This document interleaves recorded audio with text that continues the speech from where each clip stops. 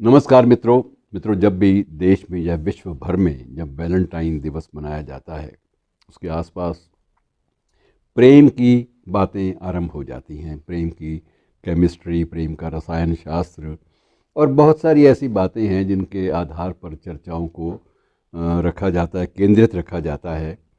और ये भी होता है कि अक्सर इस बात पर दिमाग की चटाई होती है।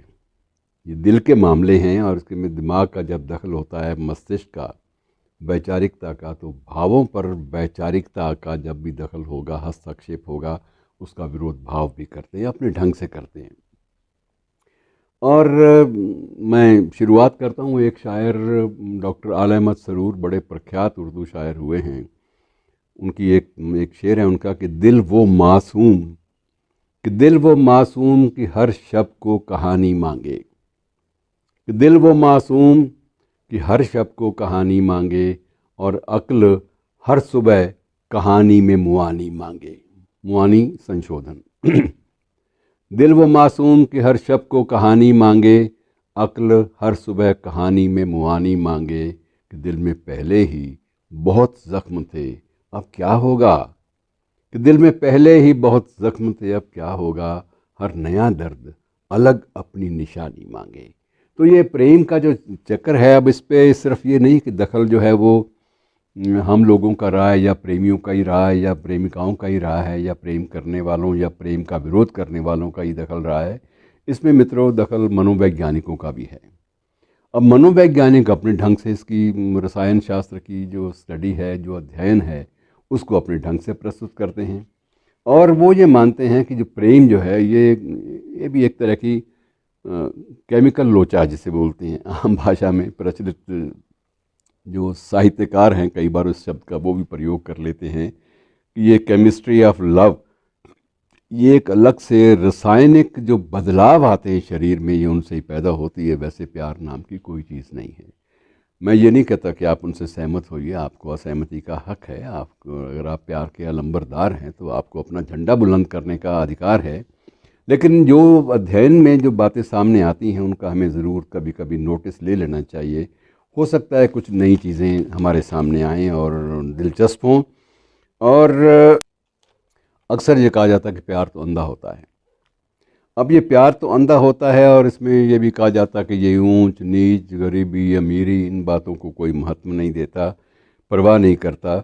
और मनोवैज्ञानिक का जो ये कहना है कि हमारे दिल की उसमें कोई बहुत महत्वपूर्ण नहीं होती। ये हमारे दिमाग में ही जो रासायनिक जो एक खलबली है, उसी की परिणति इसमें होती है, प्यार में, मोहब्बत में, या आप कह सकते हैं लव जिसे शब्द कहते हैं आजकल, वैलेंटाइन। तो वैलेंटाइन डे के आसपास ये चीज़ें अक्सर सामने आती हैं। और कई बार ये भी होता है कि बुढ़ापे में भी आप देखते हैं, कई बार आपको बहुत बड़े उम्र के लोग जो हैं वो भी प्रेम की ओर आकर्षित होते दिखाई देते हैं। तो ये भी होता है कि उनकी धड़कने में कई बार उम्र के सारी सीमाओं को तोड़कर भी बढ़ने लगती हैं धड़कनें। तो ये ऐसी स्थिति जो है, ये सारा का सारा ये मनोवैज्ञानिक ये मानते हैं कि ये सारी की सारी केमिकल लोचे की कहानियाँ हैं। और प्यार का एक मनोविज्ञान होता है जिसे समझ पाना हर एक के लिए संभव नहीं होता। अब इसी बारे में यूनिवर्सिटी कॉलेज ऑफ लंदन के दो वैज्ञानिकों ने अपने, एक प्रोफेसर समीर ज़की हैं और एक डॉक्टर एंड्रियास हैं, दोनों का एक कहना है कि प्यार जो है मुख्य रूप से इसका एक सिद्धांत होता है खींचो और धकेलो। खींचो और धकेलो, इसका मतलब यह है कि जब किसी से प्रेम होता है तो व्यक्ति उसकी तरफ खींचा जाता है, खींचा चला जाता है। ये बात एक तथ्य के रूप में सामने आती है। और जब वो खींचा चला जाता है तो उस वक्त उसकी नेगेटिविटी या नकारात्मक बातें कभी रुकावट नहीं डालती। और वह बुराइयों के प्रति भी, यदि कोई बुराई है भी, यदि कोई है नज़र आती भी है माशूक में या प्रिय में अपने, तो वो बुराइयों को भी नज़रअंदाज, दृष्टि विगत कर देते हैं कि ये क्या है, इनकी तरफ क्या ध्यान देना, किसी बात की ओर ध्यान नहीं जाता। और अलग अलग मिलाकर उन्होंने जो निष्कर्ष दिया है वो, उसमें प्यार की 6 किस्में मनोवैज्ञानिकों ने 6 किस्मों में उसको वर्गीकृत किया है, उसको विभाजित किया है कि 6 किस्मों का प्यार होता है। पहला प्यार उसको वो रोज़ का नाम देते हैं, रोज़। और इसके अंतर्गत ये कहते हैं कि इसमें सिर्फ शारीरिक भूख मिटाने की बात होती है। शारीरिक भूख मिटने के बाद वो प्यार जो है वो काफूर हो जाता है। और ऐसे प्यार में शादी विवाह जैसे जो बंधन हैं उनके बारे में ज़्यादा गंभीरता नहीं होती, कोई अस्तित्व होता ही नहीं इन बातों का। और उस वक्त दूसरी जो किस्म है इसको ल्यूड्स का नाम दिया गया, ल्यूड्स। तो ल्यूड्स का जो मतलब है उसमें यह है कि प्रेमी और प्रेमिका के मध्य दोस्ती जो है, पहले दोस्ती होती है, फिर वो दोस्ती प्यार में बदलने लगती है। लेकिन इसमें भी जो सीरियसनेस है, जो गंभीरता है, उसका अभाव पाया जाता है। तीसरी मित्रों तरह की है, उसको बोलते हैं अगापे। अगापे, पहली रोस, दूसरी ल्यूड्स, तीसरी अगापे।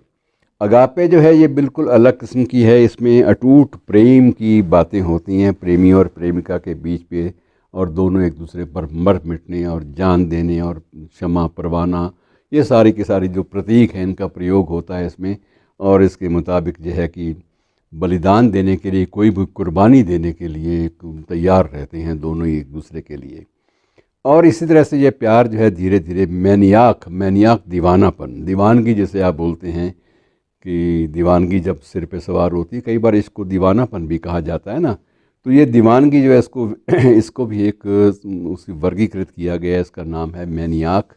तो ये मैनियाक नामक जो सिस्टम है इसमें प्रेमिका एक दूसरे को बहुत करीब से जानने लगते हैं। और इसमें एक प्रेगमा नामक एक केमिकल होता है, उसमें केमिकली जो बदलाव आता है वो उसमें यह है कि प्रेमी प्रेमिका भावनाओं के समंदर में बहकर अपने एक दूसरे के बारे में एक दूसरे से ही जानकारी भी प्राप्त करते हैं। और बाद में जानकारी के बाद प्यार के लिए वो एक दलील देकर अपने आप को संतुष्ट करके कि ये आदमी किसी को धोखा नहीं देगा, और उसके बाद वो प्यार की बातें करते हैं। और इसी को सफल प्यार माना जाता है, जिसमें सारी चीज़ों की तस्दीक हो जाए तो ये कहते हैं सफल। और मित्रों ये प्यार जो है इसके कई रूप हैं। ईश्वर से प्रेम, सूफियों का शरीयत, तरीक़त, हकीकत और मार्फत, ये अलग किस्म के प्रेम वर्गीकरण जो है, अलग किस्म का वर्गीकरण है उसमें कि अगर उसको अंतिम बिंदु को पाना हो तो उसके लिए ये ज़रूरी है कि इन सारे रास्तों से गुज़रो। और ये रास्तों से गुज़रना सूफ़ी धर्म में या सूफ़ी मज़हब में या सूफ़ी दर्शन में ये एक अनिवार्य सा माना जाता है। और मित्रों ये वैज्ञानिक ये कहते हैं कि मस्तिष्क में एक विशेष अंग होता है हाइपोथैलेमस। हाइपोथैलेमस हाइपोथैलेमस में डोपामाइन नामक एक रसायन पैदा होता है। और ये सारी जो रासायनिक प्रक्रियाएं हैं मित्रों, यही प्यार का, यही मोहब्बत का रूप लेती हैं। और जिन लोगों में ये नहीं होती वो उनको कहते हैं कि रूखा सूखा आदमी है, इसमें तो ना मोहब्बत है ना कुछ और है, तो ये आदमी तो किसी काबिल नहीं है। और ऐसे व्यक्तियों का प्राय समाज में एक आप कह सकते हैं कि अप्रत्यक्ष रूप से बहिष्कार भी होता है कि यार ये रूखा सूखा आदमी, इससे क्या बातें करें, क्या इसकी बात सुने। क्योंकि इसमें ये होता है कि जिनमें रूखापन कम होता है, जिनमें वो केमिकल प्रक्रियाएं ज़्यादा होती हैं, वह तो समाज में एक दूसरे का भला भी कर सकते हैं, एक दूसरे से प्यार भी कर सकते हैं, एक दूसरे के लिए जान भी दे सकते हैं। लेकिन जिनमें ये रासायनिक क्रिया होती ही नहीं, वे कुछ नहीं करते। ये बात अलग है कि उसको भी कवियों ने कह दिया कि जो लोग कुछ नहीं करते कमाल करते हैं। तो ये अलग अलग प्रस्तुतियों के मित्रों ढंग हैं। और इसी तरह से एक और रिसर्च जो है वो न्यूयॉर्क में भी चल रही है, और वहाँ के एक वहाँ की एक जानी मानी समाजशास्त्री हैं डॉक्टर हेलन फिशर, वो इस पर विशेष काम कर रही हैं। उनके निष्कर्ष जो हैं वो आपको नेट पे मिल जाएंगे। तो ये अलग अलग मित्रों एनर्जी देने वाली बातें हैं। वैलेंटाइन डे के अवसर पर मैं आपका वैलेंटाइन उम्मीद है ख़राब नहीं कर रहा, लेकिन इन चीज़ों को अगर थोड़ा सा जान लिया जाए तो अच्छा लगता है। और कई बार ऐसा भी होता है कि जो मेडिसिनल इफ़ेक्ट हैं दवाओं के असर, वो भी उनका मकसद भी यही होता है कि वो जो रासायनिक क्रिया जो नहीं हो रही उसको स्टिमुलेट किया जाए, उसको तेज़ किया जाए, तीव्र किया जाए। और इसके लिए बहुत सारी औषधियाँ भी लोग खाते हैं, दवाइयाँ भी खाते हैं। लेकिन दवाइयों से मित्रों शारीरिक उत्तेजना तो भले ही आ जाए, लेकिन भावनात्मक उत्तेजना आएगी या नहीं आएगी इसका कुछ नहीं कहा जा सकता। तो चलिए, आप मेरे वैलेंटाइन बने, मैं आपका वैलेंटाइन बनूं। आपस में परस्पर ये संबंध जो है ये एक मानवीय संबंध के रूप में विस्थापित हो सकता है। इसलिए मैं आप सबके लिए और दुनिया भर के प्रेमियों के लिए शुभकामनाएं देता हूं। धन्यवाद।